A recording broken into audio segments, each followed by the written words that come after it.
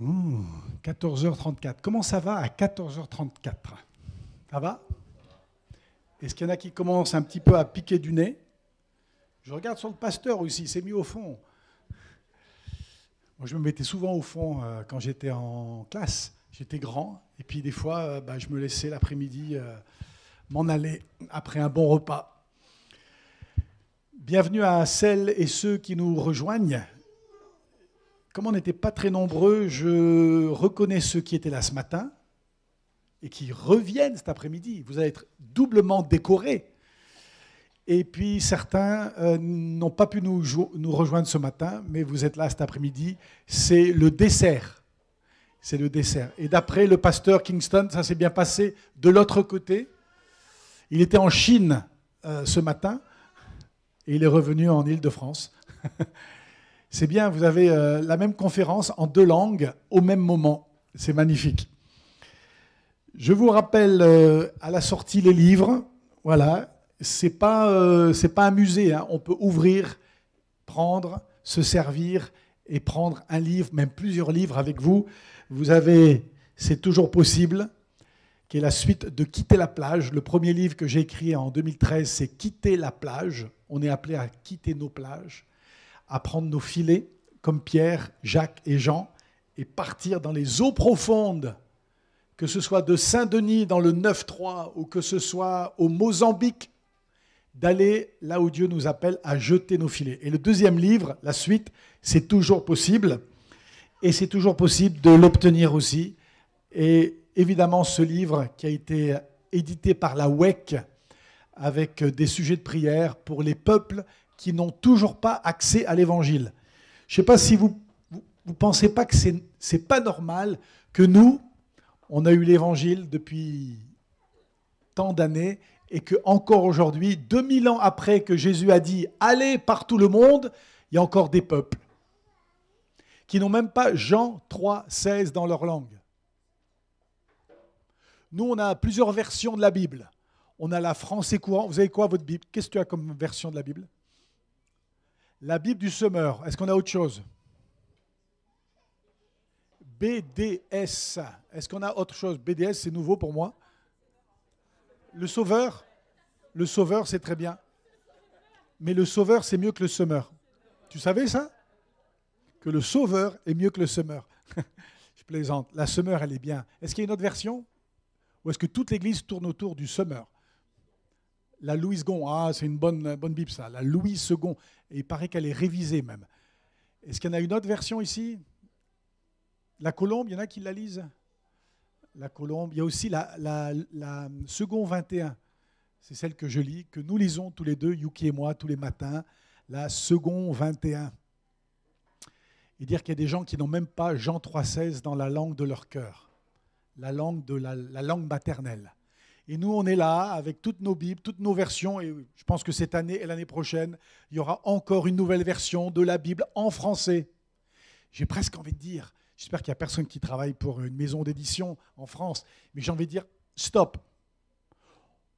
On fera une nouvelle version française quand ceux qui, dans le monde, auront l'évangile, au moins un évangile dans leur propre langue, investissons notre argent, notre énergie, pour traduire justement dans des langues qui n'ont toujours pas la Bible, ou même un évangile.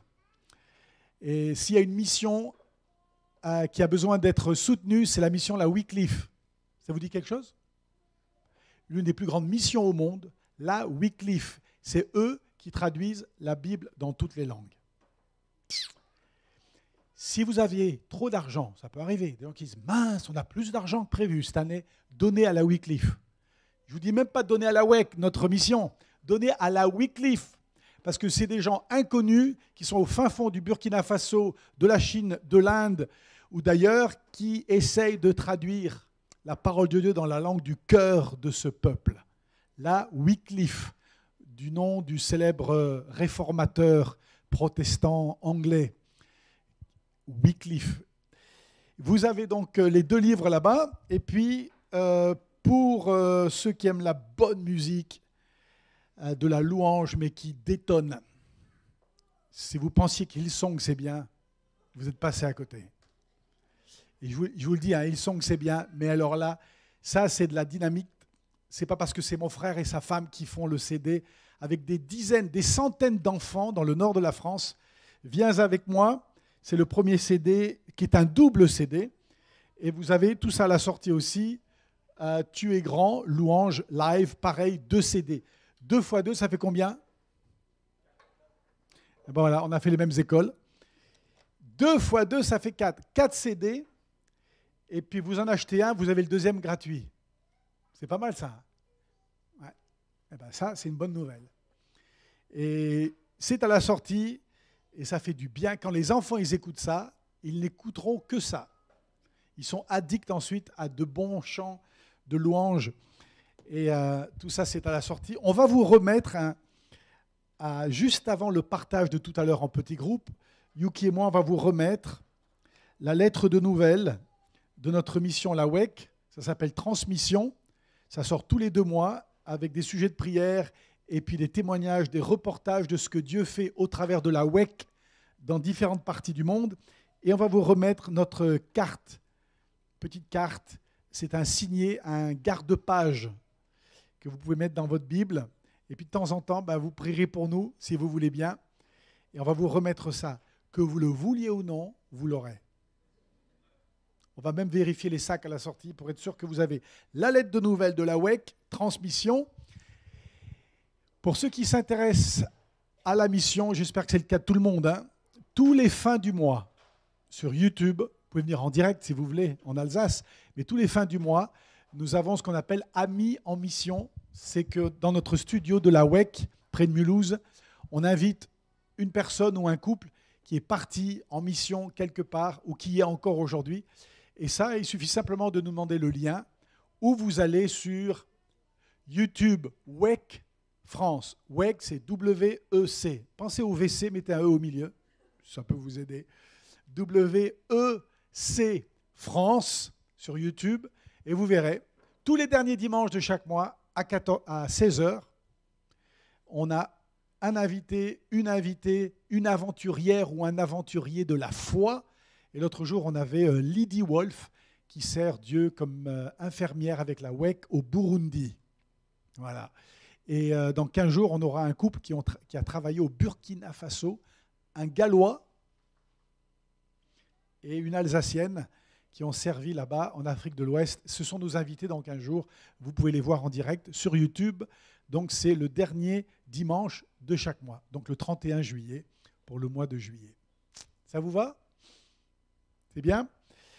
Je vais vous inviter justement à prier, que Dieu nous donne d'être captivés par la parole de Dieu cet après-midi et qu'on puisse aller un peu plus loin.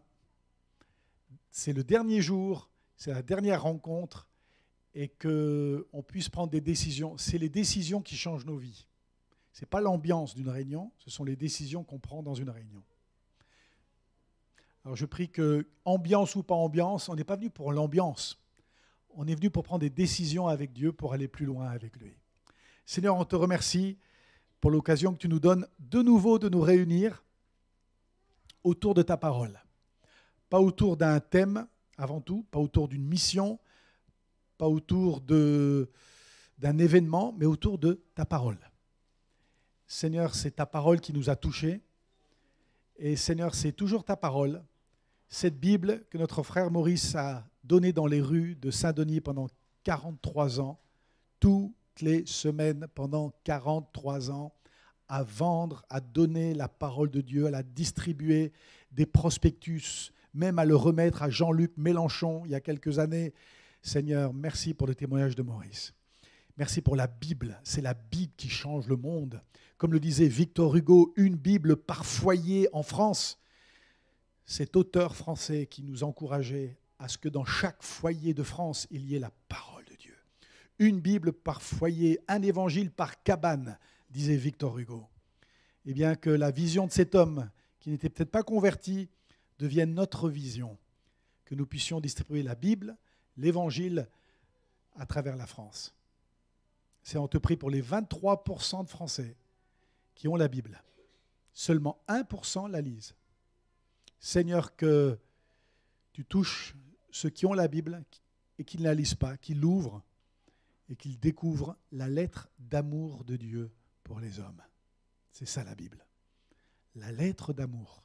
Tu vas bénir aussi la lecture que nous allons faire dans ce premier livre de la Bible, que ces quelques versets nous boostent, nous encouragent à nous engager pour toi.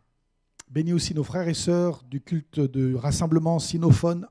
Tu les bénis aussi, Seigneur. Ils sont peut-être en moyenne plus âgés que nous, mais Seigneur, ce n'est pas fini non plus. Leur course n'est pas finie. Merci pour ceux qui ont ouvert la toute première église chinoise de France, 1968. Merci pour ces héros de la foi qui ont ouvert un puits, qui ont ouvert la brèche pour que l'eau de la vie puisse jaillir. Seigneur, nous voulons que l'eau continue de couler. Nous ne voulons pas qu'avec notre négligence, avec parfois notre paresse, que l'eau qui a été ouverte, que ce puits qui a été ouvert en 1968, alors que la France traversait beaucoup de tumultes avec mai 68, même là, Seigneur, l'Église chinoise de France est née. Merci pour ces frères et ces sœurs. Certains sont déjà auprès de toi, Seigneur, qui ont ouvert un chemin. Ils ne parlaient pas le français, mais ça ne les a pas empêchés d'ouvrir l'œuvre de Dieu.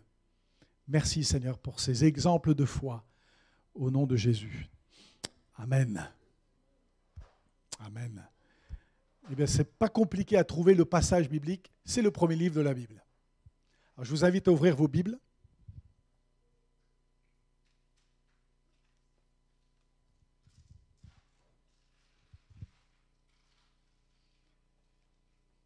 Et on va lire ensemble dans le livre de Genèse, chapitre 26. Et Yuki va nous lire le verset 15, 16, 17, 18, 19. Ça va? Avec le micro? C'est le même prix. Alors, Genèse 26. Genèse 26, 15, 19.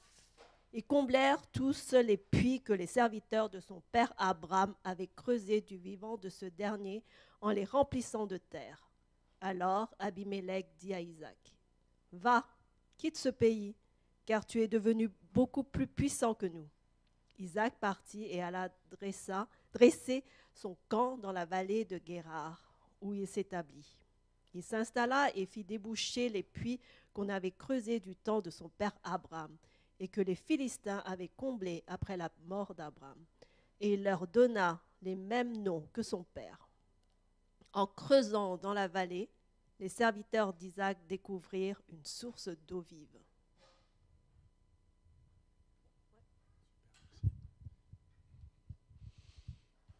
On dit Amen. Regardez le verset 15. Ce matin, on a parlé de citerne. À moins que vous étiez dans un profond sommeil, j'ai dû dire au moins 127 fois citerne. On va quitter les citernes pour les puits. Donc on reste plus ou moins sur la même page, les puits. Regardez le verset 15. Tous les puits qu'avaient creusés les serviteurs de son père Abraham. Vous avez ça dans votre Bible, que ce soit celle du semeur ou du sauveur, quelle que soit la version, normalement c'est écrit ça, plus ou moins les mêmes mots. Tous les puits qu'avaient creusés les serviteurs de son père Abraham. J'aimerais vous parler pendant quelques minutes de ces serviteurs de Dieu, comme ces serviteurs d'Abraham qui ont ouvert des puits. Serviteurs ou servantes de Dieu. Vous en connaissez. Ce matin, on parlait de ces Ebed-Melech qu'on a rencontrés dans nos vies, qui ont impacté notre vie. Leur histoire nous a touchés. Ces serviteurs de Dieu qui ont ouvert des puits. Tout à l'heure dans la prière, je parlais de ton grand-père. 1960. C'est pas ton grand-père. Ton grand-père a ouvert des puits? Oui. C'est pas la première église. Son grand-père a ouvert des puits. Voilà un serviteur d'Abraham. Ces pionniers, ces évangélistes, ces missionnaires qui sont arrivés en France, ils ne parlaient pas un mot de français, ils ne savaient même pas dire oui, non et merci, et pourtant ils sont venus en France. Ça, ce sont des serviteurs qui viennent du Congo, pour venir en Île-de-France. Ça, ce sont des hommes et des femmes qu'on a rencontrés, serviteurs d'Abraham, qui ont ouvert des puits. Il n'y avait rien et ils ont ouvert des puits. Parfois, c'était des équipes d'évangélisation qui sont venues. Opération Mobilisation, par exemple. JPC, par exemple, qui sont allés dans des coins pour ouvrir des puits. Ils ont creusé des puits. Vous savez que là où on est aujourd'hui, c'est un puits qui a été creusé. L'Institut biblique de Nogent-sur-Marne, un jour, c'était pas l'école biblique de Nogent-sur-Marne. Oui, c'était Nogent-sur-Marne, mais il n'y avait pas de puits. Et un jour, quelqu'un, je ne sais pas qui est le fondateur de cette école biblique, quelqu'un a décidé d'ouvrir un puits pour que des jeunes et des moins jeunes français apprennent la Bible et puissent servir Dieu à travers la francophonie. Quelqu'un a creusé un puits. On est dans un puits là, je ne sais pas si vous avez remarqué. On est dans un puits. Quelqu'un a creusé un puits. Chaque fois qu'une réunion d'évangélisation a été ouverte, c'est un puits qu'on a ouvert. Les cultes dans les maisons, une école du dimanche, un groupe de jeunes, un groupe biblique universitaire. Je ne sais pas si ça existe encore les GBU en France. Les groupes bibliques lycéens. Ça, ce sont des puits. Les camps de jeunes, les colonies de vacances, les écoles du dimanche, les stands bibliques à Saint-Denis, les radios comme Phare FM à Mulhouse. Tout ça, ce sont des puits que des serviteurs de Dieu, un jour, ont décidé d'ouvrir. Remercions Dieu pour celles et ceux qui sont venus en France ou dans des coins parfois vraiment perdus de l'Auvergne ou de la Picardie pour ouvrir des puits. On leur a dit, c'est impossible, ça ne marchera pas. Les gens sont durs et résistants à l'évangile. Eh bien, ils ont dit, on ouvrira un puits. Et ils ont ouvert des puits. Et il y a un souci, c'est toujours le verset 15. Les Philistins comblèrent ces puits en les remplissant de poussière. Ils remplirent de poussière les puits qu'avaient ouverts les serviteurs d'Abraham. Ils comblèrent ces puits en les remplissant de poussière. Waouh!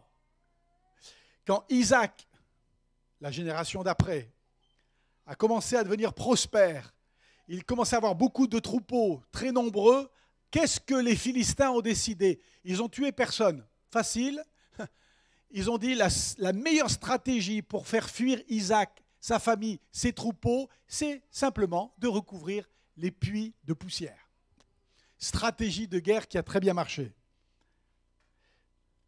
Ils ont recouvert les puits qui avaient été ouverts par les serviteurs d'Abraham, ils les ont recouverts de poussière. Moi, je crois qu'au moment où un puits s'ouvre, l'ennemi, le Philistin des Philistins, l'ennemi de nos âmes, qu'est-ce qu'il va faire? Il va tout faire pour fermer ce puits. Moi, je pense que dans l'histoire de l'Église chinoise ici, comme dans l'histoire de l'Institut biblique de Nogent-sur-Marne, plus d'une fois, j'en suis sûr, je ne connais pas l'histoire, je ne connais rien de cette histoire, mais je suis sûr que l'ennemi, il a tout fait pour que ce puits, il ferme. J'imagine que l'ennemi, il a tout fait pour recouvrir le puits de poussière. Parfois, il a réussi. Eh oui, vous savez qu'il y a des puits sur la carte de France aujourd'hui qui n'existent plus. Des puits qui sont fermés. Et moi, j'imagine le diable en enfer, dans son bureau, quand il voit sur la carte du monde qu'un puits vient d'être ouvert, un institut biblique, une réunion de maison, un rassemblement de jeunesse. Satan, de son bureau, il prend sa fléchette qu'il trempe dans du venin. Il regarde la carte où vient de s'ouvrir un puits, où jaillit l'eau de la vie. Il fait pouf, pouf, sur la carte. Il regarde ses démons et il dit, il y a un puits qui vient de s'ouvrir. Faites tout pour que ce puits soit recouvert de poussière. Et j'ai commencé à réfléchir à la poussière, les stratégies de l'ennemi pour faire fermer les puits, que des hommes et des femmes de Dieu ont passé parfois des années à ouvrir. Il y a la poussière de... J'ai pensé à une liste qui est très triste, ça va durer 5 minutes, ça va être très lourd pendant 5 minutes, et ensuite il y aura de la lumière dans mon message. Ça vous va? la poussière de l'orgueil et de l'ego. Ça touche toutes les œuvres de Dieu. L'orgueil. Maurice, vous avez vu mon église? Vous êtes combien de membres chez vous? 35? Ben, nous, on est 135. Et oui, nous, on a eu un peu plus de baptême que vous. Et oui, on est vraiment bénis. On a un bâtiment flambant neuf. C'est vraiment la bénédiction de Dieu. L'ego, et le diable, il dit, c'est bien, la poussière, elle commence à tomber. Et dans quelques années, cette église, ce puits, il sera fermé. L'ego. Il y a même des pasteurs, ils ont une stratégie, je ne sais pas d'où elle vient. Ils veulent tellement avoir une grande église qu'ils vont fermer les petites églises, les annexes qu'on les appelait, ils vont les fermer pour que les membres de ces petites églises viennent grandir, grossir les rangs de leur méga church. Ce n'est pas comme ça qu'on fait avancer le royaume de Dieu, c'est l'inverse. On a une église, on cherche des gens dans l'église pour aller ouvrir d'autres puits ailleurs. Ça, c'est la stratégie du royaume de Dieu. La poussière de l'ego pour recouvrir les puits. Puis j'ai noté la poussière de la discorde. Ah, s'il y a des tensions dans l'équipe, entre les anciens, entre le pasteur, entre le trésorier, s'il y a de la discorde, ça c'est de la poussière qui tout doucement va recouvrir le puits. Pas ici, évidemment, vous êtes une église modèle, mais la poussière pourrait un jour commencer à tomber et l'eau ne coule plus. La poussière, vous savez, du légalisme, l'esprit religieux. Il y a des églises où je suis rentré, où nous sommes rentrés, vous pouvez presque voir la poussière dans la louange, dans la prière. Vous voyez la poussière et ces gens vous disent, on a toujours fait comme ça. Et comme on a toujours fait comme ça, on restera comme ça jusqu'à la fin des temps. Et vous dites, à mon avis, la prochaine fois qu'on vient visiter cette église, il y a de grandes chances qu'elle soit fermée. Moi, je peux vous donner la liste des églises qui, aujourd'hui, n'ont plus d'eau. Il n'y a plus rien. Le légalisme ou l'habitude, c'est comme ça qu'on a toujours fait. On a toujours eu la louange, puis la prédication. Vous savez que toutes les églises évangéliques en France fonctionnent comme ça. Moi, ça me fait peur. Louange, prédication, point. Ça veut dire qu'on a déjà pris un pli depuis une trentaine d'années. C'est comme ça. Et on sait même le nombre de chants à la louange.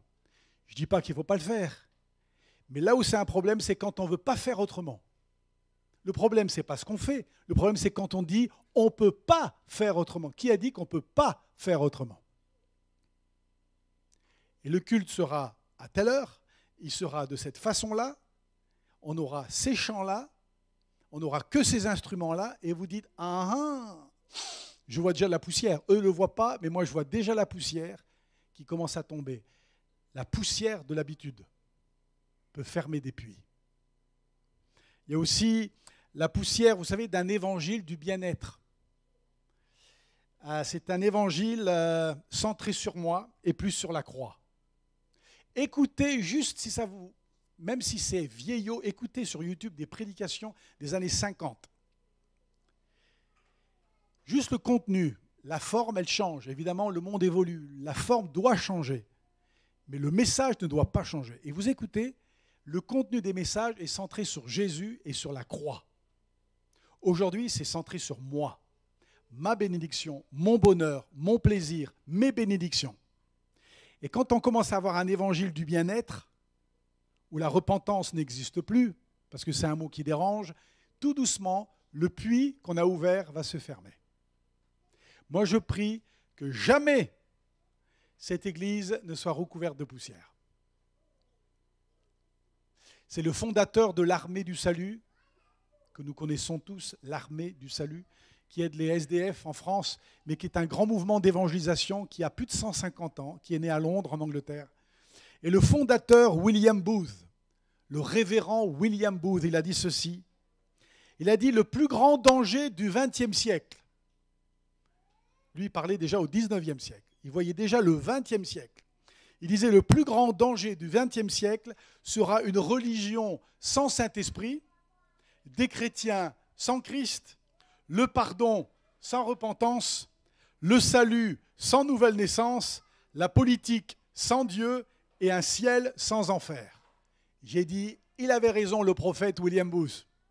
On a aujourd'hui un ciel, mais on ne nous parle jamais de l'enfer. Et on dit presque, ah oui, mais ça va déranger les gens si vous parlez de l'enfer. Si vous voyez votre voisine avec son bébé dans les bras, elle ne voit pas que sa maison est en feu. Vous dites, ah ouais, mais si je lui dis que sa maison est en feu, ça va la déranger, elle est là avec son bébé. Mais non, on va tout faire pour lui dire, ta maison est en feu. Et quand les âmes sont prises dans le feu de l'enfer, qu'est-ce qu'on fait? La poussière d'un évangile qui est facile, qui ne dérange pas. Et parce que parfois on veut tellement de monde dans l'église qu'on a un évangile du bien-être parce que ça va attirer du monde, mais on a un évangile qui ne ressemble pas à l'évangile qu'on découvre dans la Bible. Et puis il y a la poussière du découragement. Alors ça, pour fermer un puits en France, il n'y a pas mieux, la poussière du découragement.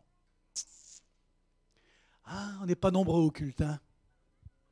Ah, c'est dur, hein? Ben, on va tout faire en ligne, ça sera plus facile. Comme ça, tout le monde reste à la maison dimanche matin en robe de chambre. Puis tout doucement, on se décourage. Et puis on n'est que 3-4 au culte. Ouais, est-ce que tu penses que ça vaut le coup de maintenir le puits? Bien sûr qu'il faut le maintenir, le puits. Et surtout pas laisser la poussière du découragement recouvrir le puits.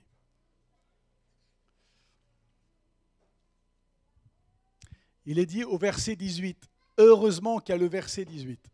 Et c'est là où nous sommes interpellés par la parole de Dieu, nous, ici, cet après-midi. C'est le verset 18.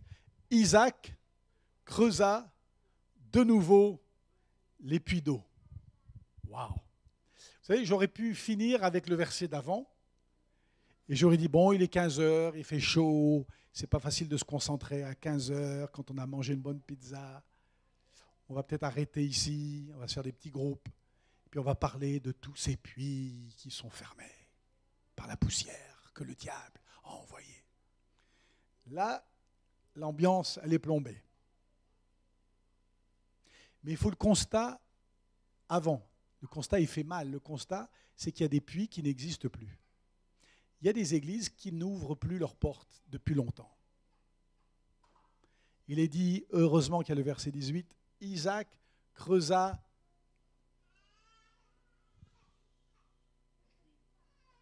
de nouveau. C'est ça le mot-clé, de nouveau. Je refais le truc. Isaac creusa, super. De nouveau, les puits d'eau. Vous savez qu'il y a des puits qui ont besoin d'être réouverts? Vous savez les puits que vos parents, vos grands-parents, ils ont ouverts? Ces puits qui sont fermés ou qui sont à 2 doigts de se fermer. Isaac creusa de nouveau les puits. Il aurait pu dire, eh ben les Philistins, ce sont les plus forts. Ils ont recouvert les puits qu'avaient ouverts les serviteurs de mon père. On n'y peut rien. C'est comme ça. Stratégie de guerre. Non, Isaac creusa de nouveau. Dieu t'appelle à ouvrir de nouveau des puits qui ont été fermés depuis longtemps. Il y a des projets d'évangélisation qui ont besoin de renaître. Il y a des rassemblements de jeunes.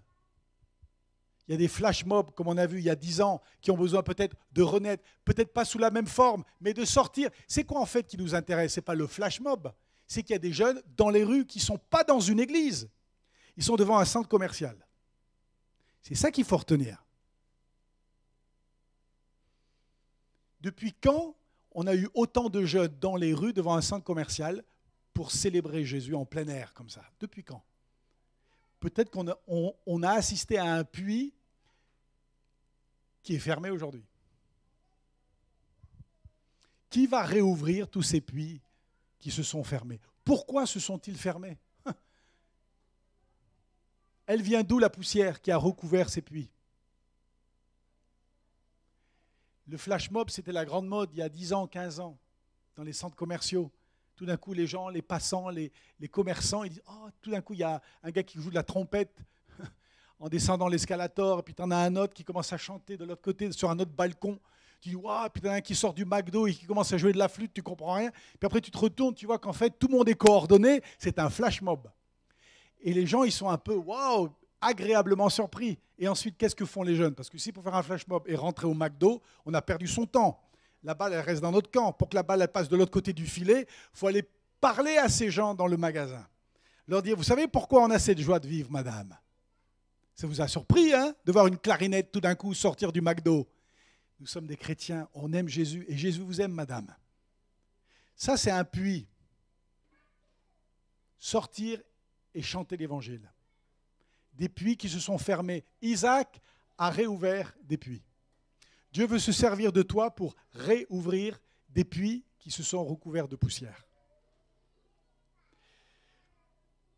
Dieu cherche en fait des hommes, des femmes qui vont se munir de pioches et de pelles. Ce matin, on a parlé de la raquette, mais Dieu nous a donné des pioches et des pelles pour réouvrir, pour casser la terre. Quand un projet est fermé depuis longtemps, des années, la terre, elle est dure. Hein? Mais sous la terre, il y a de l'eau.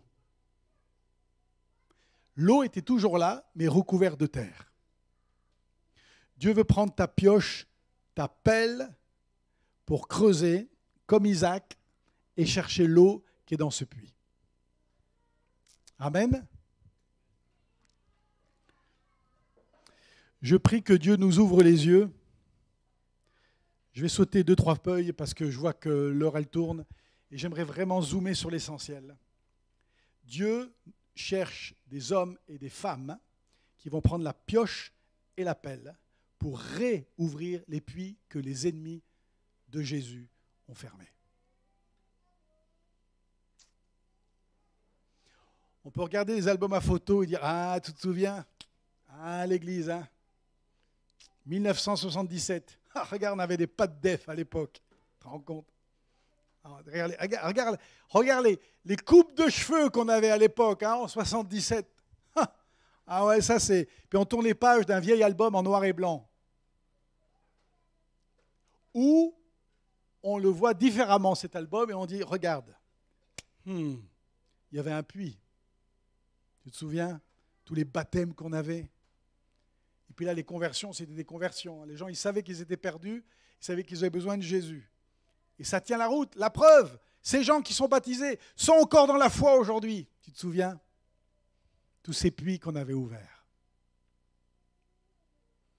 Aujourd'hui, ces puits, certains de ces puits sont fermés. Qui va se lever pour dire, moi je prendrai ma pioche, je prendrai la pelle et j'irai, comme Isaac, réouvrir les puits qui ont été fermés. Je pense à toutes ces églises qui sont fermées. Avant de partir au Cambodge, j'étais pasteur en Picardie. Et puis j'ai appris que les petites églises évangéliques de Abbeville, ça c'est près de la mer, dans la Somme. On vend des motos maintenant, c'est un magasin de motos. L'église évangélique de Doullens est fermée. L'église évangélique de Montdidier, on allait une fois par mois dans la salle des fêtes de Montdidier. Il n'y a plus rien, fermé. L'église de Saint-Quentin, c'est une mosquée turque aujourd'hui. C'était une assemblée de Dieu avant. Et je compte tous les puits qui se sont fermés.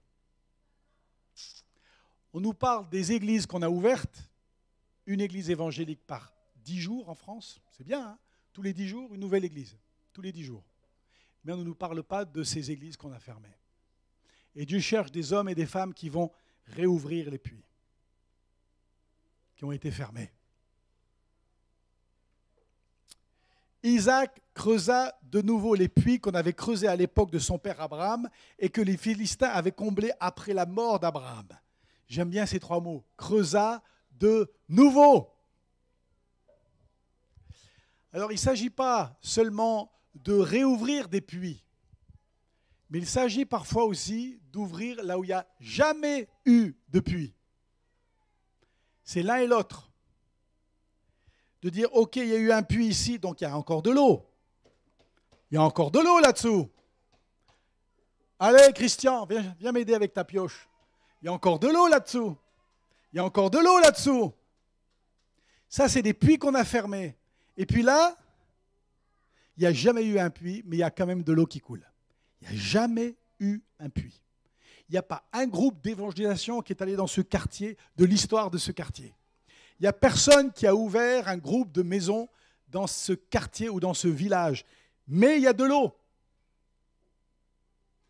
Il y a de l'eau, il y a des cœurs qui vont s'ouvrir si on frappe. si on frappe, si on évangélise, si on va aux portes, si on témoigne, si on fait un flash mob, si on va rencontrer des gens autour d'un café, on creuse, là où il n'y avait rien, il y a quelque chose. Il y a de l'eau, même là où il n'y a jamais eu de puits. Retenez ça, il y a de l'eau, même là où il n'y a jamais eu de puits.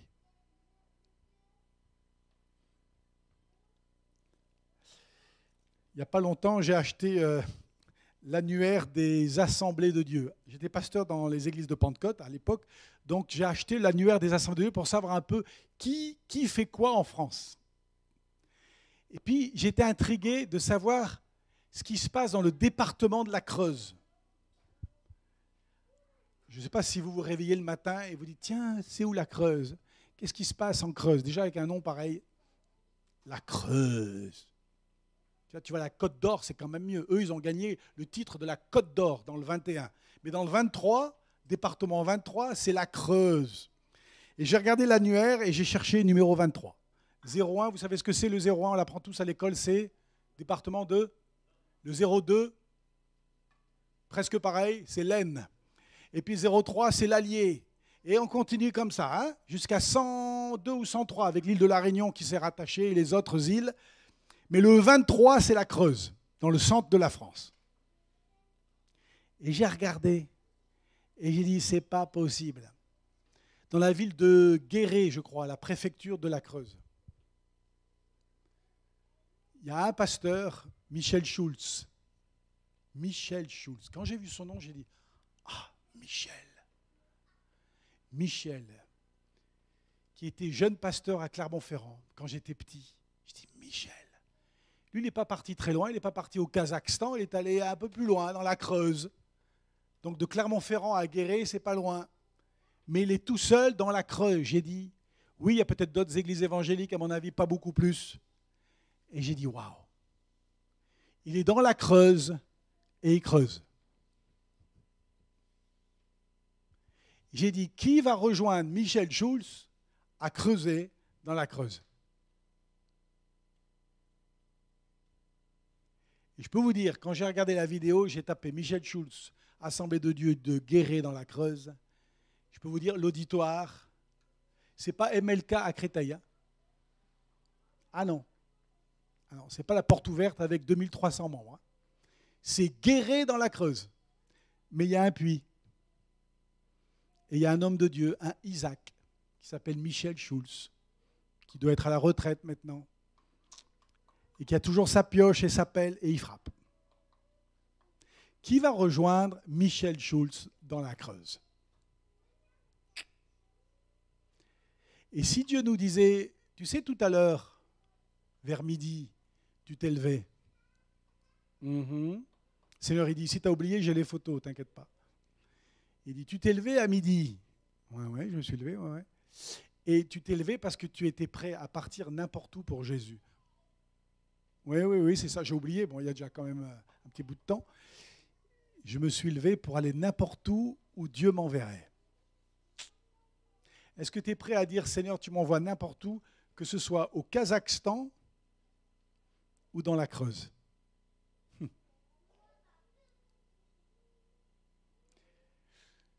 Si on peut prier cette prière, en fait, c'est comme si on donne une feuille blanche à Jésus. On dit, Seigneur, tu m'envoies où tu veux. Parce que le Seigneur, c'est lui. Alors, on aime bien l'avoir comme sauveur, Jésus, mais il est le Seigneur. Dire, Seigneur, tu m'envoies où tu veux. John Sung, qui fut l'un des plus grands évangélistes en Chine, avec Watchman Nee, les deux plus grands, peut-être. Je racontais ça l'autre jour à la rencontre des jeunes de l'église de Belleville. John Sung. Quand j'avais 17 ans, j'ai lu sa biographie. À mon avis, des jeunes de 17 ans en France, ils ne lisent pas John Sung. Donc, en le lisant, je me disais, à mon avis, je suis le seul adolescent en France à lire ce bouquin. Mais combien je suis content d'avoir lu son histoire. John Sung, S-U-N-G. Son père voulait absolument qu'il devienne médecin. Alors il l'a envoyé aux États-Unis. Ça, c'était au début du siècle dernier. Prendre un bateau et aller jusqu'en Amérique. Il a eu son diplôme Il est devenu Docteur Sung. Il a dit, ah, mon papa, il va être fier hein, quand je vais rentrer en Chine. Mais Dieu a commencé à travailler son cœur et Dieu lui a dit, tu seras évangéliste en Asie pour moi. Il dit, mais qu'est-ce que papa va penser, Seigneur? Il a dépensé tout cet argent pour que j'aille en Chine. Sur le chemin du retour dans le bateau, John Sung, il regarde les vagues du bateau et il sait que dans quelques semaines, il est de nouveau chez ses parents en Chine.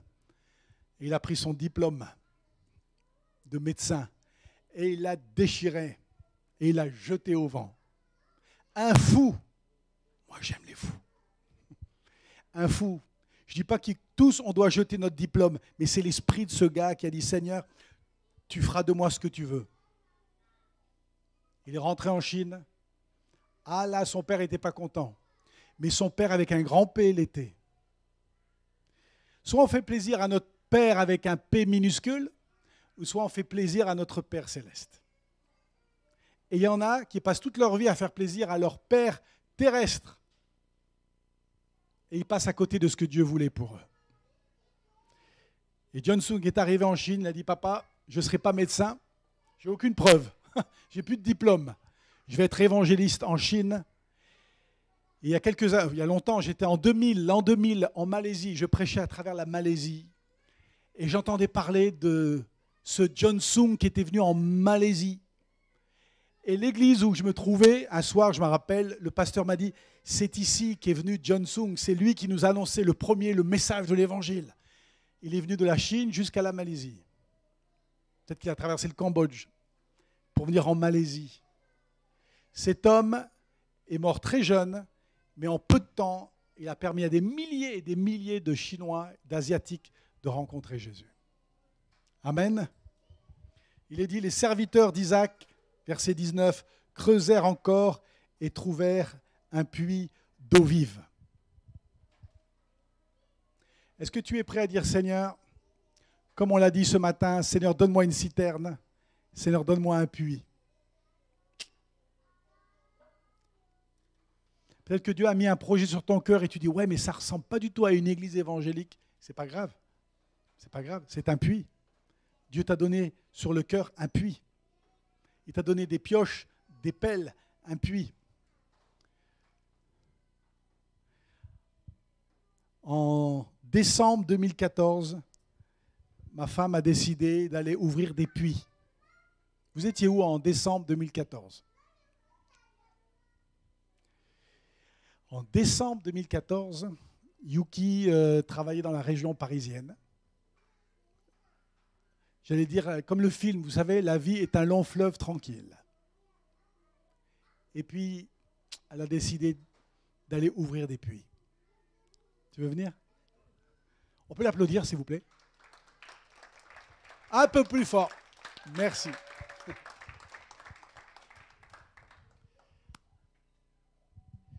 Tu as quitté la région parisienne. Tu faisais quoi ? On va faire ça en interview, comme ça sera plus simple. Tu travaillais pour ta tante. Tu faisais quoi à l'époque ? J'étais plus ou moins manager dans une entreprise familiale, dans l'événementiel, traiteur événementiel. Et l'objectif, c'était plus tard de reprendre l'affaire familiale. Et je rêvais déjà de prospérer, de gagner plein d'argent et de continuer la lignée de la famille. Et à un moment, tu t'es dit, il y a quelque chose qui manque ? Oui, c'était fin 2014, quand je conduisais pour aller dans mon travail. À mon travail, je pleurais tout le temps, pour un rien en fait. Et j'avais partagé avec les jeunes de mon groupe de jeunes. Ma Mélodie, elle était là. Je pense que Nadia, elle était là aussi à l'époque-là. Peut-être, non. Il y avait sa sœur, il y avait Kelly aussi. Et j'avais partagé ce problème que j'avais de pleurer en plein milieu de la route, de mon trajet pour le travail. Et donc, les jeunes filles, elles ont prié pour moi. Et petit à petit, Dieu a dessiné quelque chose dans mon cœur. Et voilà. Donc en décembre 2014, tu as dit, je fais mes valises, je pars? Non, pas Pas encore. encore? En fait, Dieu a mis dans mon cœur de me dire de me former, de me restaurer en lui d'abord. Mhm. Donc, du coup, je me suis dit, pourquoi pas, je vais dire à ma tante, qui est ma patronne, oui, et de lui dire, bah, j'aimerais prendre une année sabbatique. Ah, Mais au lieu de dire une année sabbatique, j'avais dit la démission totale. ouh. Mais quand j'avais dit ça, bah, j'étais tellement heureuse. En fait, j'étais libre comme un petit oiseau qui est sorti de sa cage, en fait. Et donc la suite, oups là. Donc la suite, c'est quoi? Tu es resté en France?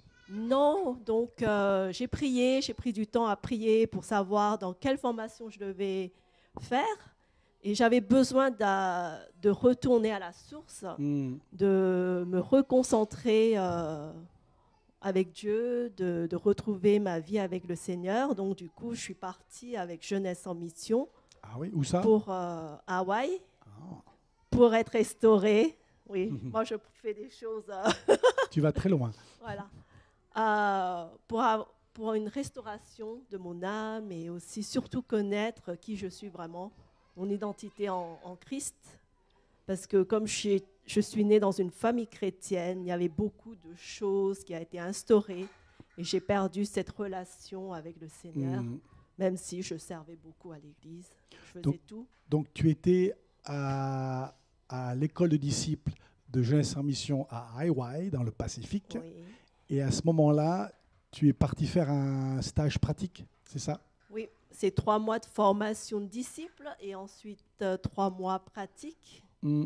Et le Seigneur m'a béni dans un pays du premier monde, c'est-à-dire La Nouvelle-Zélande. Mhm. Et après la Nouvelle-Zélande, tu es revenu en France. Je suis revenue en France et j'avais à cœur de le servir aussi en France. Et mon cœur, c'était d'ouvrir des cafés chrétiens, Mhm. des lieux où les gens puissent venir, un lieu autre que l'église. Et les gens, quand ils viennent, bah, ils peuvent se sentir bien et découvrir le Seigneur à travers le café. Et à ce moment-là, je voulais aussi grandir aussi ma relation avec le Seigneur. Donc, je me suis dit, pourquoi pas me former avec Jeunesse en mission dans un café. Ah, et tu t'es formé dans quel café? Dans un café au Cambodge. Ah, Je n'avais pas pensé que Dieu allait me mettre dans un pays du tiers-monde où sont nés tes parents? où sont nés mes parents Mm. et que j'aime pas du tout. Donc, c'était une sorte de bataille pendant une année avant de partir au Cambodge.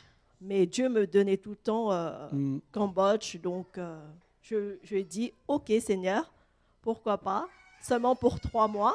Donc, j'ai quand même avancé pour 3 mois. Comment tu te sentais quand l'avion atterrissait à l'aéroport de Phnom Penh? Est-ce que tu te disais, mince, mais qu'est-ce que j'ai fait de venir dans un pays aussi perdu? C'était comment, les premières impressions? Dans ma tête, c'était, ça va être catastrophique parce que comme on est d'origine plus ou moins cambodgienne, on a beaucoup entendu plein d'histoires. Et La guerre. moi, j'étais déjà bien ancrée dans ma tête. Ça va être difficile, ça va être galère. Il y aura des rats partout, il y aura des cafards partout, il y aura des moustiques. Ça va être sale, ça va être chaud. Mais voilà, je me suis dit, bah, c'est seulement pour 3 mois. Mm. Et au moment d'atterrir, j'ai vu à travers le hublot le pays. Et Dieu m'a mis un cœur de paix où au final, j'avais plus peur. Je me suis dit, bah, c'est là où je dois être. Mm. Donc, j'étais vraiment dans sa paix à ce moment-là, avant d'atterrir. Mm. Et quand tu as atterri, tu es parti de Phnom Penh à Battambang, au nord du Cambodge, Ouais. pour rejoindre la base de Jeunesse en mission. Ouais. Pendant 3 mois, alors. Pendant 3 mois, mais Dieu me connaissait, il me connaît tout le temps, donc il savait que je devais avancer pas à pas. Mm. Et donc, après mes 3 mois là-bas, je suis restée un peu plus longtemps. Je suis restée 5 années là-bas. Et voilà. Mais Alors, ce qui me connaît bien, donc il sait Yuki, c'est pas à pas. Donc j'ai marché, j'ai obéi, j'avance. Et c'est pas aussi... ouais, c'est bien pour moi. moi, je pense que c'est un peu comme ça aussi que Dieu fait. Il sait que s'il nous dit, tu vas partir 5 ans au fin fond du Cambodge, on dirait non. Mais il sait, il nous connaît, il connaît nos peurs, nos craintes. On dit, waouh, de lâcher ce que je connais pour l'inconnu, il le fait par étapes. Ouais. Et il dit, ah, tu vas voir, après 3 mois, j'ai une surprise, tu vas rester 6 mois, tu vas rester 5 ans. C'est ça. Tout à l'heure, on a parlé d'ouvrir des puits. Donc, tu as ouvert, entre guillemets, des puits. C'est quoi exactement ces puits que tu as ouverts à Battambang et puis à... Les puits que Dieu m'a donnés, c'était toujours le café, des cafés chrétiens, Mm. des lieux où les jeunes et les moins jeunes puissent venir et se sentir bien et rencontrer le Seigneur. Et j'ai pu ouvrir 2 cafés chrétiens à Battambang et à Pailin, un peu plus au nord du Cambodge. Et, voilà. Et ces puits sont toujours ouverts? Oui, bien sûr. Ouais. Parce que j'ai aussi demandé au Seigneur de me donner des équipes pour les former et de les accompagner. Et Dieu, au bon moment, m'a donné des équipes, les 2 équipes, et j'ai pu avancer avec eux, moi avec eux, et on a pu construire des cafés chrétiens. Et voilà, ça perdure encore. Et Amen. les jeunes, ils viennent, et les moins jeunes viennent aussi, et rencontrent le Seigneur, et ils aiment le lieu parce que ce lieu est un lieu de paix pour eux, et de rencontre et d'amour. Donc, Amen. Un lieu de rencontre et d'amour. Amen. On peut l'applaudir très fort. merci. Super, merci. Je vous invite à prier.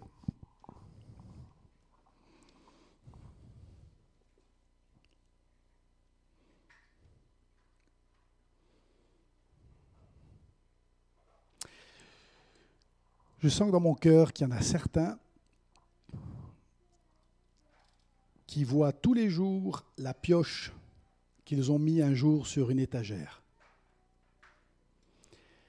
Et pour je ne sais quelle raison, peut-être une déception, peut-être même un pasteur qui aurait dit quelque chose, ou un conflit, t'a dit, eh ben, si c'est comme ça, c'est bien pour les autres, mais moi, je m'en servirai jamais. Et tu as pris ta pioche, et tu l'as mise sur l'étagère, et tu as dit, on verra peut-être un jour. Il y a ton nom gravé sur cette pioche. Ton nom a été gravé parce que cette pioche t'appartient. Cette pioche n'est pas trop lourde, elle n'est pas trop grande, elle est juste la pioche qu'il te faut pour le travail que Dieu t'a confié. Tu peux regarder cette pioche pour le reste de ta vie et dire, je pensais, je croyais, mais non, ça ne pourra pas se faire. Et puis, je n'ai pas la formation, je n'ai pas le niveau. Et Dieu dit, il y a ton nom gravé sur le manche de cette pioche. Tu prends la pioche. Tes mains, elles tremblent. Tu te dis, je vais faire comment? Dieu dit, prends la pioche. C'est tout. Prends la pioche avec ton nom.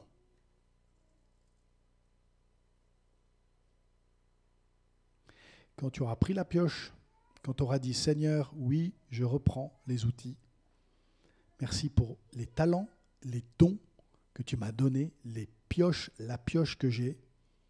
Et Dieu va te montrer. Soit il va te montrer un puits qui est fermé, recouvert de poussière. Tout ce que l'ennemi voudrait, c'est que ce puits reste fermé. Tout ce que Jésus voudrait, c'est que ce puits soit réouvert. Tout à l'heure, on a chanté un chant de Dan Luyten, qui était dans la même église que mes parents, à Dunkerque, il y a des années Dan a écrit « Si tu le veux, je te servirai ». Moi, je peux vous dire « Jésus le veut ». Ce n'est pas « Si tu le veux, Seigneur ». Jésus le veut. Jésus le veut. Jésus veut se servir de toi. On pourrait chanter en disant « Parce que tu veux, je te servirai ». Jésus veut se servir de toi et de ta pioche. Ne remets pas ta pioche à quelqu'un d'autre. Et ne prends pas la pioche de quelqu'un d'autre. Il y en a qui ont pris la pioche de quelqu'un d'autre parce que ce quelqu'un d'autre ne veut pas se servir de sa pioche. Et tu as mal aux mains. Tu as mal aux mains parce que tu prends une pioche qui n'est pas la tienne. Laisse la pioche à la personne à qui appartient cette pioche. Et toi, prends la pioche que Dieu t'a donnée et creuse là où il t'enverra. Seigneur, je te prie que mon frère, ma sœur, qui a peut-être pris une pioche qui paraissait bien, ou parce que l'autre ne faisait rien de sa pioche, alors je le remplace et je fais ce que lui ou elle devait faire. Seigneur, je lui rends sa pioche. Parce que ce frère, cette sœur aura des comptes à rendre à toi, Seigneur, pas à moi, mais à toi, Seigneur, un jour. Et je ne voudrais pas que ce frère, cette sœur soit privé de sa pioche. Lâche cette pioche et prends la tienne. Elle t'ira parfaitement. Et Dieu veut se servir de toi. Même si tu ne montes jamais sur l'estrade, Dieu veut se servir de toi. Certains sont appelés à faire face à des auditoires, mais il y a tellement de ministères dans le monde chrétien, tellement de places. Dieu veut prendre ta vie, tes dons, ta pioche pour le servir. Et le projet qu'il t'a mis sur le cœur, vas-y, creuse, creuse, prie. La meilleure façon de commencer un projet, c'est de prier. Tous les jours, tu frappes avec la pioche et tu pries, Seigneur, agis dans ce quartier, agis dans ce village qui n'a toujours pas de témoignage chrétien. Agis, Seigneur Jésus, agis. Et tu casses par la prière avec la pioche que Dieu t'a donnée. Tu casses. Et la poussière, la terre, les pierres, elles sont en train de casser dans le nom de Jésus. Dieu se sert de ta pioche maintenant dans le nom de Jésus. Et ce n'est pas l'ennemi qui aura le dernier mot. Et dans le nom de Jésus, nous disons à tous ces mensonges de l'ennemi, vous reculez dans le nom de Jésus. Mensonge, retourne dans le bureau de l'enfer. Et Seigneur, nous voulons maintenant libérer des ministères dans cette Église. Libérer des ministères. Nous libérons, Seigneur Jésus, que toutes celles qui sont ici sortent de ce lieu tout à l'heure avec une pioche, la leur, et qui ne la remettent plus sur l'étagère, Seigneur, mais qui s'en servent. Seigneur, il y a une parole, ce n'est pas le salaire qui détermine ton appel. Ce n'est pas le salaire qui détermine ton appel. Salaire ou pas, suis l'appel de Dieu. Salaire ou pas, suis l'appel de Dieu. Certains font quelque chose pour Dieu parce qu'il y a un salaire. Et le salaire est devenu une chaîne qui les empêche d'être exactement là où Dieu les veut. Le salaire ne détermine pas ton appel. Dans le nom de Jésus. Merci Seigneur de bénir chacune, chacun, Seigneur. Bénis les groupes de discussion maintenant, Seigneur. C'est vrai qu'il fait chaud, on est fatigué, mais Seigneur Jésus, qu'on tienne jusqu'à la ligne d'arrivée et qu'on puisse avoir des temps de partage maintenant. Et qu'on puisse prier les uns pour les autres. De bénir tous ceux qui tiennent la pioche maintenant. Seigneur, nous ne voulons pas que les puits qui ont été ouverts par les serviteurs d'Abraham restent fermés. Dans le nom de Jésus. Et Seigneur, envoie des ouvriers de cette église. S'il y en a qui ne reviennent plus jamais dans cette église, ainsi soit-il, parce qu'ils sont quelque part d'autre, dans la Creuse peut-être, où il n'y a rien, et qui servent Dieu. Seigneur, si la moitié de l'église part, béni sois-tu, Seigneur. Merci Jésus. Merci Jésus. Tu es là, Seigneur Jésus, pour nous envoyer dans la moisson. Merci Jésus. Gloire à ton nom, Seigneur. Gloire à ton nom, Seigneur Jésus. Je prie pour les enfants aussi, Seigneur Jésus. Seigneur, tu as déjà une pioche pour eux. Tu as déjà une pioche pour eux, Seigneur. Le plus jeune, le plus petit, la plus petite, Seigneur, elle a une pioche. Elle a une pioche. Les enfants peuvent prier pour les malades. Oui. Les enfants peuvent croire à des miracles. Oui. Ils ont une foi beaucoup plus simple que nous souvent. Dieu veut se servir d'eux et de leur pioche pour ouvrir des puits, pour que l'eau de la guérison, elle jaillisse. Que l'eau de la guérison, elle jaillisse. Le Seigneur veut dire à quelqu'un, n'aie pas peur du Saint-Esprit. N'aie pas peur du Saint-Esprit. Il te veut du bien. Le Saint-Esprit, c'est Dieu. Il te veut du bien. N'aie pas peur du Saint-Esprit. N'aie pas peur de l'eau de la vie. Et quand l'eau jaillit, parfois ça éclabousse. N'aie pas peur, c'est de la bonne eau. C'est le Saint-Esprit qui agit. N'aie pas peur du Saint-Esprit. Ne ferme pas la porte à l'œuvre du Saint-Esprit. Ne contrôle pas ce que l'Esprit voudrait faire. Si ça éclabousse, c'est pas grave, c'est de l'eau fraîche, ça vient du Saint-Esprit. N'aie pas peur des dons du Saint-Esprit. N'aie pas peur du don du discernement. N'aie pas peur des paroles de sagesse, des paroles de discernement. N'aie pas peur du miracle. N'aie pas peur du surnaturel. N'aie pas peur de chasser les démons. N'aie pas peur. L'eau éclabousse, c'est très bien, c'est de la bonne eau. C'est l'eau fraîche qui fait éjecter les cailloux, qui fait éjecter les gravats, qui fait éjecter la poussière. Même si tu es éclaboussé par la puissance du Saint-Esprit, n'aie pas peur, c'est le Saint-Esprit la source. C'est le Saint-Esprit la source. Accueille le Saint-Esprit. Tu ne pourras rien faire sans le Saint-Esprit. Tu ne pourras rien faire sans le Saint-Esprit. Il te faut l'Esprit Saint. Pars avec le Saint-Esprit. Fais du Saint-Esprit ton partenaire dans le ministère. Ton partenaire au travail. Pars avec le Saint-Esprit quand tu prends le métro, quand tu prends le RER, quand tu prends le bus. Pars avec le Saint-Esprit parce qu'avec lui, les puits vont s'ouvrir.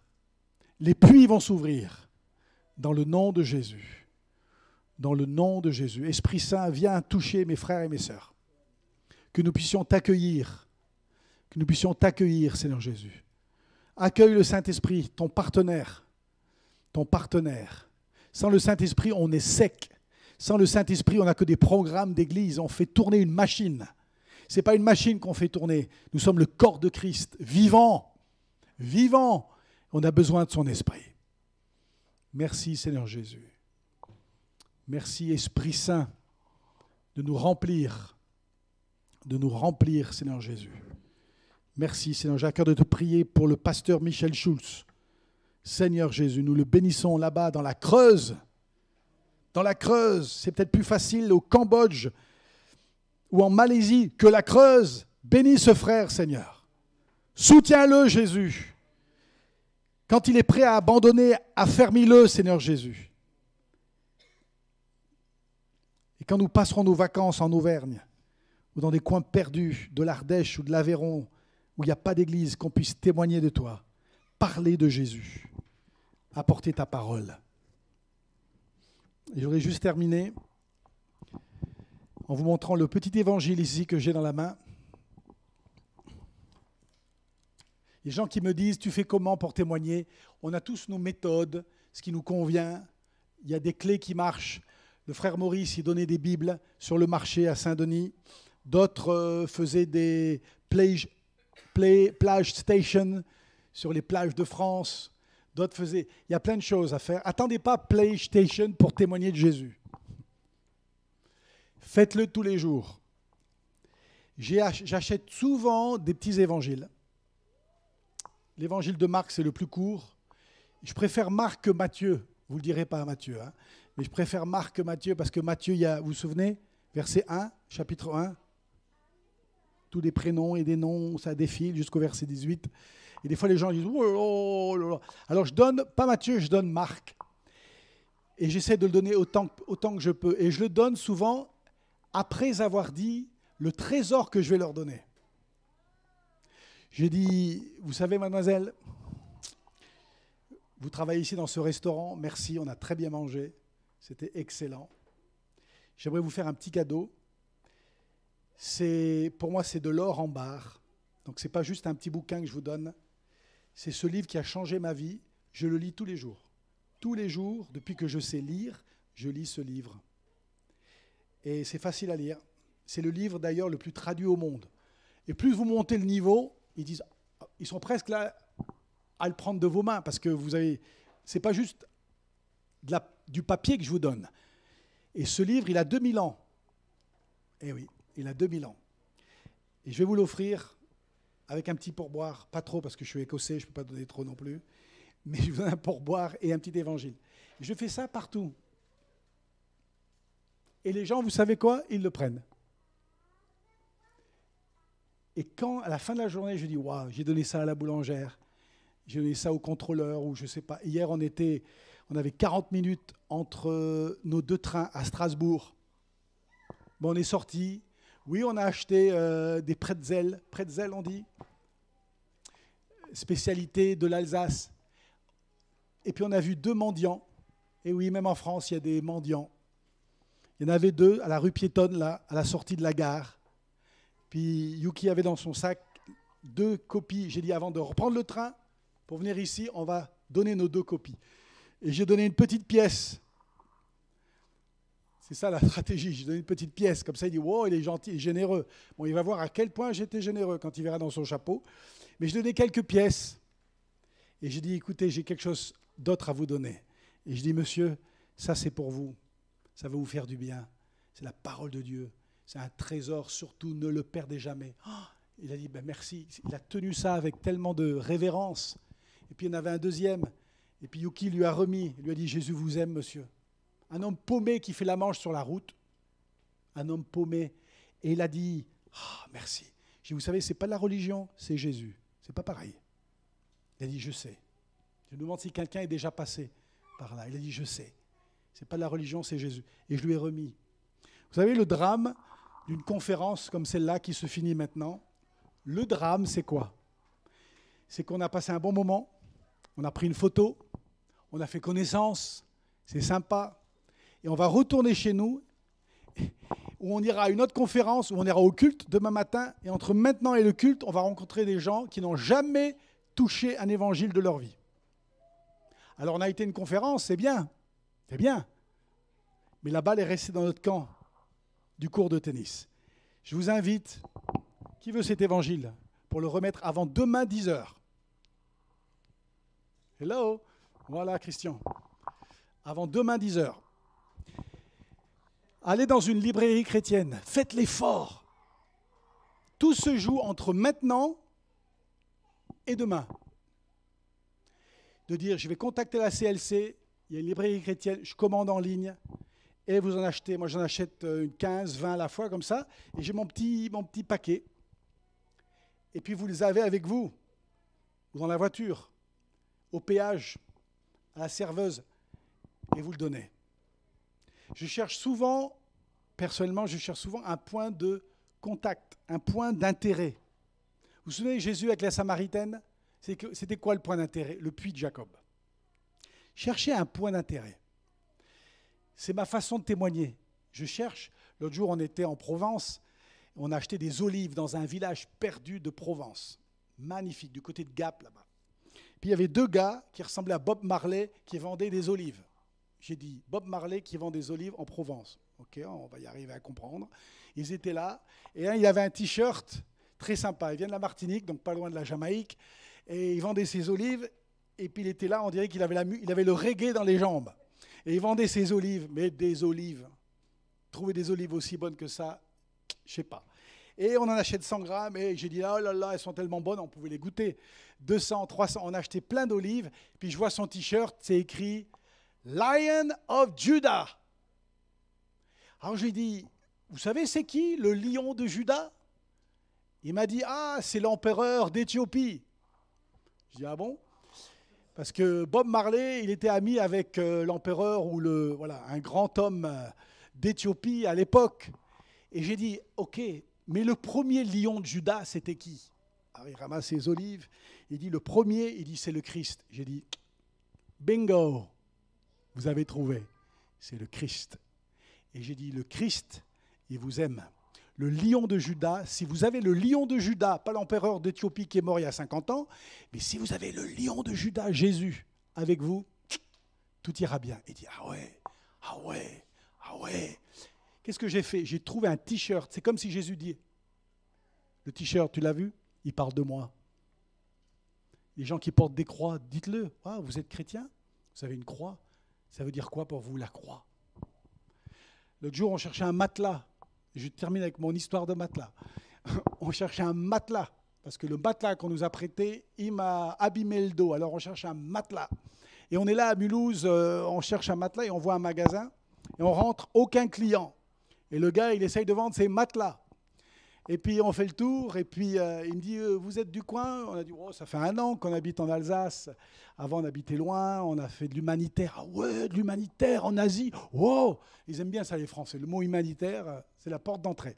Ah ouais, l'humanitaire, ouais, c'est bien. Et puis il nous dit, ah, moi j'étais à Bali, c'est ça? Il dit, j'étais à Bali. Bon, à mon avis, pas pour l'humanitaire à Bali, hein.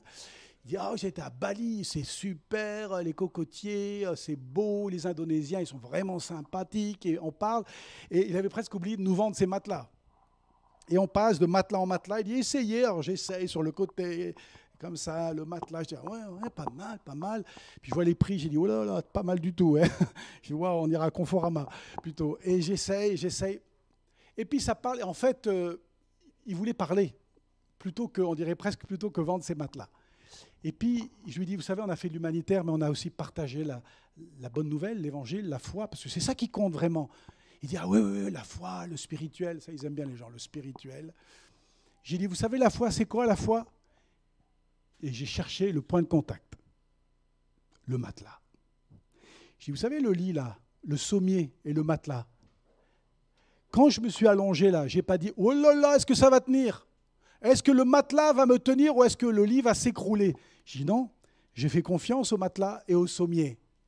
J'ai mis ma foi et je me repose sur ce sommier parce qu'il tient. J'ai dit, la foi c'est ça. Jésus, c'est comme votre sommier. Vous vous appuyez sur lui, vous vous reposez sur lui, vous n'avez rien à craindre, ça tient. Jésus, ça tient. Ah, il dit, ah oui. Ça lui parle parce que le monde des matelas lui parle. Et je suis allé à la voiture, dans ma boîte à gants, là sur le côté, hop, j'ai pris cet évangile. Je suis rentré, il y avait des clients qui venaient juste d'arriver à ce moment-là, le timing de Dieu. Et je lui laisse sur le comptoir. Je dis, c'est une petite lecture, ça va vous faire du bien. C'est ça, mettre en pratique la parole de Dieu.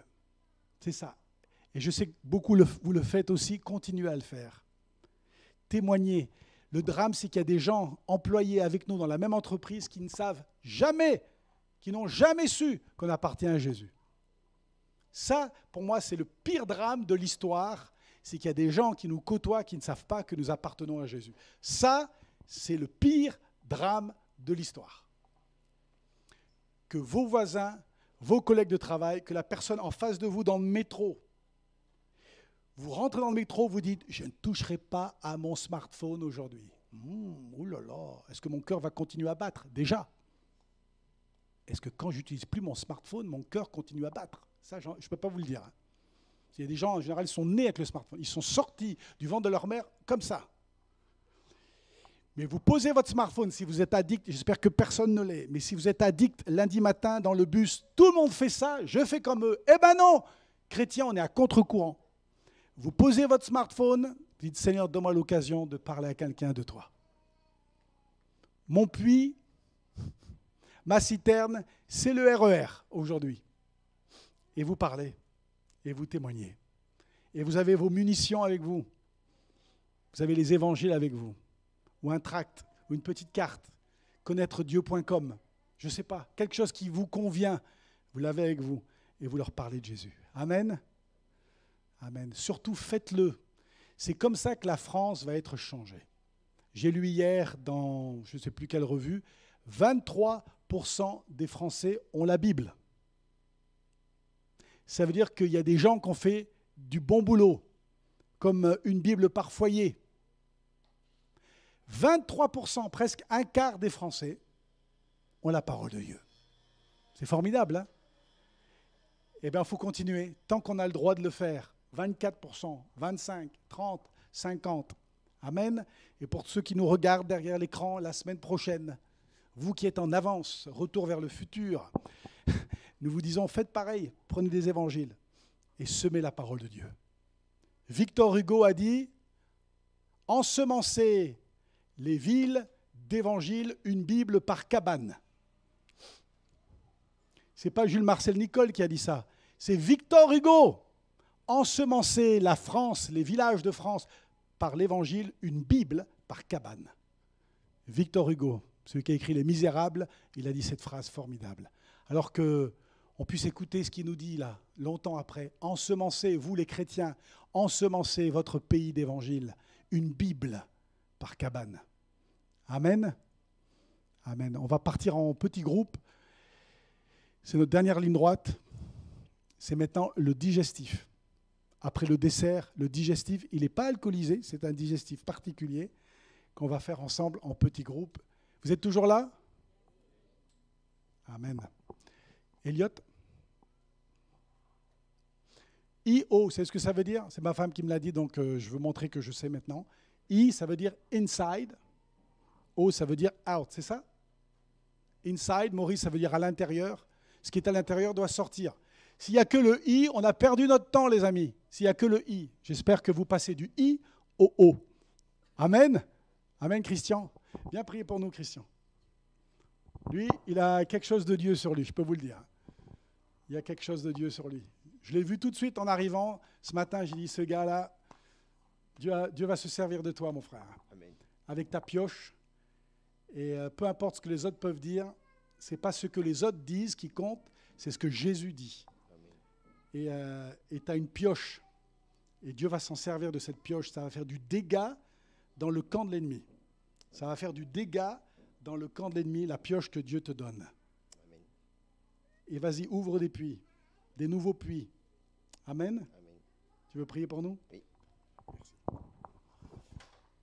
Seigneur, nous te rendons grâce parce que tu es bon. Merci parce que tu nous bénis. Tu nous permets de nous rencontrer en ce moment, Seigneur, pour que nous puissions mieux te connaître et te ressembler, Seigneur.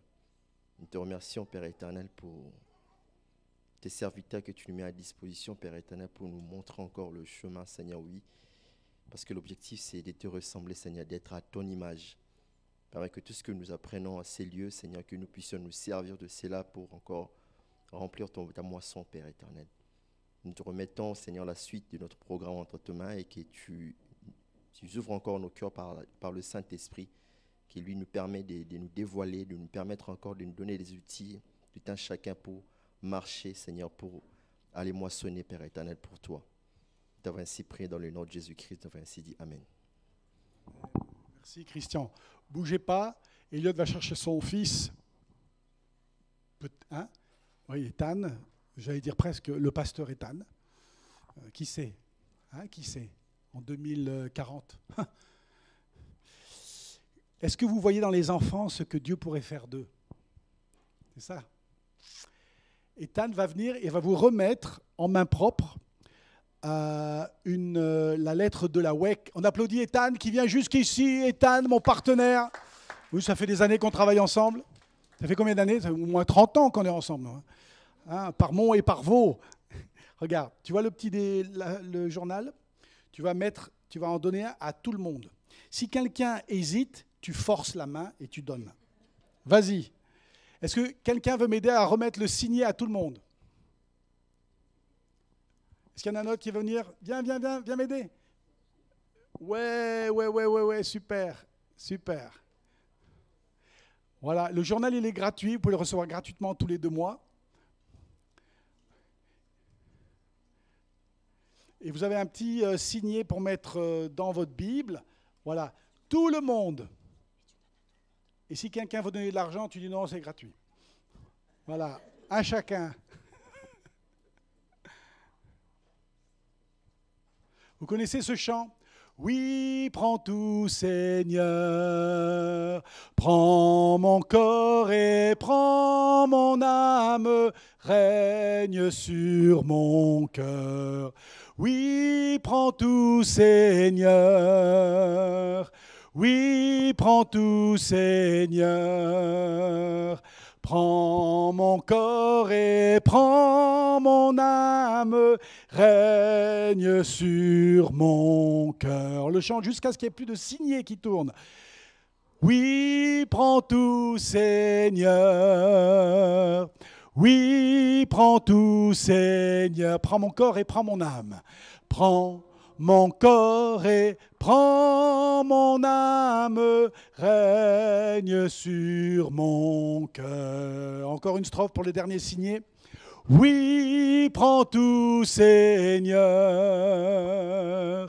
Oui, prends tout, Seigneur. Prends mon corps et prends mon âme, règne sur mon cœur. Amen. Merci Ethan. Super, très bon boulot. On l'applaudit très fort. Bravo.